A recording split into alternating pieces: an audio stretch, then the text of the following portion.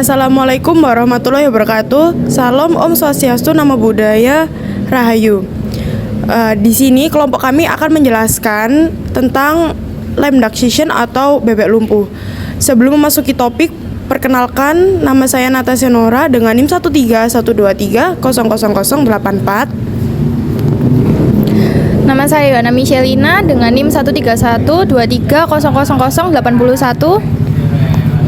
Nama saya Bulan Arunandira, NIM 13123000098. Nama saya Reza Zikri, NIM 131220013. Maka nama saya Revanelli dengan NIM 13123000096. Perkenalkan, nama saya Diki Malatungga dengan NIM 13123000097. Baik, di video kali ini kelompok kami akan menjelaskan yang pertama apa itu Lemdaksation atau bebek lumpuh, dan yang kedua keterkaitannya Lemdaksation ini sendiri dengan KPU atau pemilihan umum yang kemarin. Terima kasih.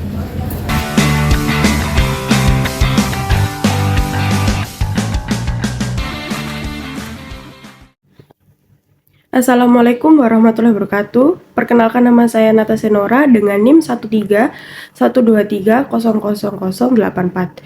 Di sini saya akan menjelaskan pengertian dari Lemdak itu sendiri. Jadi, Lemdaksation yaitu istilah politis yang dimaknai sebuah kondisi pasca pemilihan umum yang mana anggota parlemen yang lama belum berhenti bertugas dan anggota yang baru terpilih dalam pemilihan umum belum dilantik, sehingga dapat dimaknai dengan periode transisi. Istilah Lemdaksation atau sesi bebek lumpuh dalam konteks politik merujuk pada periode antara pemilihan umum dan pelantikan pejabat yang baru terpilih. Istilah ini memiliki asal-usul dari dunia perjudian, di mana Lemdak mengacu pada pemain yang telah kehilangan semua uangnya dan tidak dapat lagi bertaruh dalam konteks politik. Lemdak menggambarkan situasi di mana pejabat yang tidak akan lagi menjabat biasanya karena kalah dalam pemilihan atau masa jabatannya berakhir, tetapi menjabat sampai penggantinya dilantik. Sejarah istilah ini dapat ditelusuri kembali ke abad ke-18 di Inggris, tetapi penggunanya dalam konteks politik modern dimulai di Amerika Serikat. Sesi bebek lumpuh terjadi setelah pemilihan November dan sebelum pelantikan pada Januari berikutnya. Selama sesi ini, para anggota Kongres yang tidak akan kembali ke kantor mereka baru terpilih masih memiliki kewenangan untuk mempengaruhi legislatif, meskipun pengaruh mereka bisa dikurangi karena status mereka sebagai Lemdak.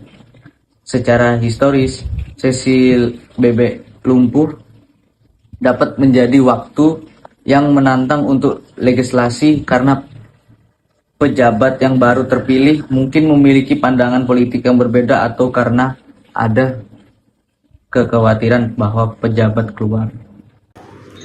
Perkenalkan, nama saya Yohana Michelina dengan NIM 13123000081. Baik, di sini saya akan menjelaskan tentang karakteristik dari Lemdaksation itu sendiri. Yang pertama, kurangnya kekuatan politik. Pejabat yang saat ini masih menjabat seringkali kehilangan daya pengaruh politik mereka karena status mereka yang akan segera berakhir. Lalu untuk yang kedua, pengurangan produktivitas legislatif karena ketidakpastian politik dan perubahan yang akan datang. Adanya kecenderungan untuk mengurangi aktivitas legislasi yang signifikan. Lalu untuk yang ketiga, fokus pada transisi. Baik pejabat yang baru terpilih maupun yang saat ini masih menjabat cenderung lebih fokus pada transisi kekuasaan daripada pembuatan keputusan politik besar. Lalu untuk yang keempat, peningkatan pengambilan keputusan yang mendesak. Di sini masalah yang penting tetapi tertunda seringkali dibereskan pada sesi ini karena adanya tekanan waktu untuk menyelesaikannya sebelum pergantian kekuasaan. Lalu untuk yang terakhir, kelima, terjadi pergeseran kebijakan. Terjadi pergeseran ini, pejabat yang baru terpilih biasa saja mencoba mempengaruhi kebijakan dengan mengeluarkan pernyataan atau mempengaruhi keputusan yang dibuat selama sesi ini, meskipun mereka belum memegang jabatan resmi. Saya akan menjelaskan tentang dampak dan implikasi land taxation. Yang pertama, dampak. 1. Pengambilan keputusan yang tertunda. Legislator yang akan segera meninggalkan jabatannya mungkin tidak merasa terdorong untuk menyelesaikan undang-undang yang penting untuk kontroversial. 2. Pengurangan akuntabilitas. Legislator yang tidak lagi perlu memikirkan pilihan ulang mungkin membuat keputusan yang tidak populer untuk kontroversial tanpa khawatir tentang dampak politik jangka panjang. 3. Kesempatan untuk penyalahgunaan kekuasaan. Pejabat yang akan segera keluar mungkin mencoba untuk meloloskan kebijakan atau pengangkatan yang kontroversial pada menit terakhir, yang mungkin tidak mendapat persetujuan jika dilakukan pada saat mereka masih harus menghadapi pemilih. 4. Instabilitas politik. Pergantian kekuasaan yang terjadi selama land taxation dapat menciptakan ketidakpastian dan ketidakstabilan politik yang bisa mempengaruhi pasar keuangan dan ekonomi. Yang kedua, implikasi. 1. Perubahan kebijakan yang mendadak. Selama land taxation, kebijakan yang telah lama diperdebatkan mungkin tiba-tiba disahkan untuk diubah tanpa perdebatan yang memadai. 2. Pengaruh terhadap legislasi masa depan. Keputusan yang dibuat selama land taxation dapat memiliki dampak jangka panjang terhadap legislasi di masa depan, terutama jika kebijakan yang kontroversial atau bermasalah disahkan. 3.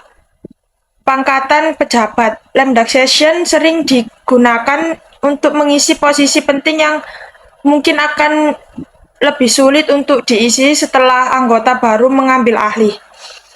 4. Negosiasi politik. Selama periode ini mungkin ada lebih banyak kesempatan untuk menegosiasi politik dan kompromi karena legislator yang akan pergi mungkin lebih bersedia untuk mencapai kesepakatan tanpa mempertimbangkan dampak politik jangka panjang. 5. Pengaruh terhadap administrasi yang akan datang. Keputusan yang dibuat selama land taxation dapat membatasi atau mengikat tangan administrasi yang baru, mempengaruhi kebijakan dan keputusan mereka di masa depan.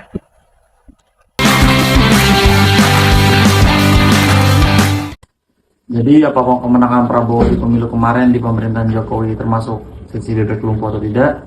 Menurut saya dari sudut pandang politik, Prabowo Subianto memiliki basis pendukung yang kuat. Selama era pemerintahan Jokowi, Prabowo berhasil mempertahankan basis tersebut dan memperluas jaringan politiknya.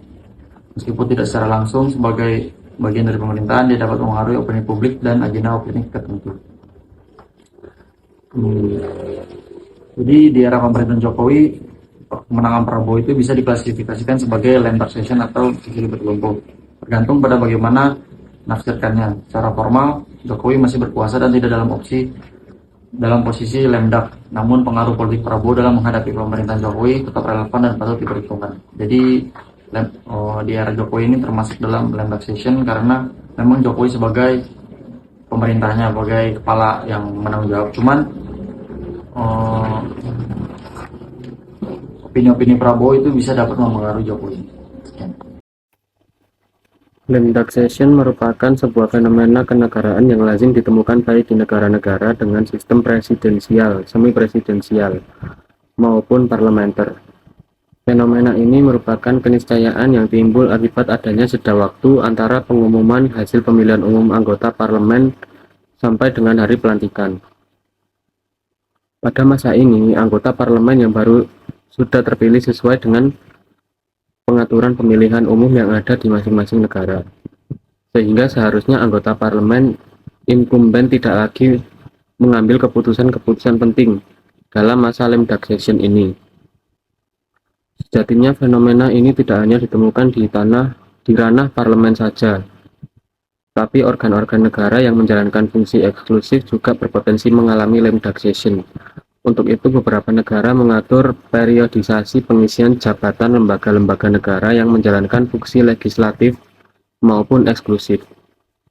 Di Indonesia, istilah periode Lemdak digunakan untuk merujuk pada masa jabatan presiden dan wakil presiden yang telah berakhir, namun masih menjabat sampai pelantikan presiden dan wakil presiden yang baru. Dalam hal ini, tidak ada periode Lemdak yang diterapkan di Indonesia karena Konstitusi Indonesia mengatur masa jabatan presiden dan wakil presiden selama 5 tahun dan tidak dapat diperpanjang.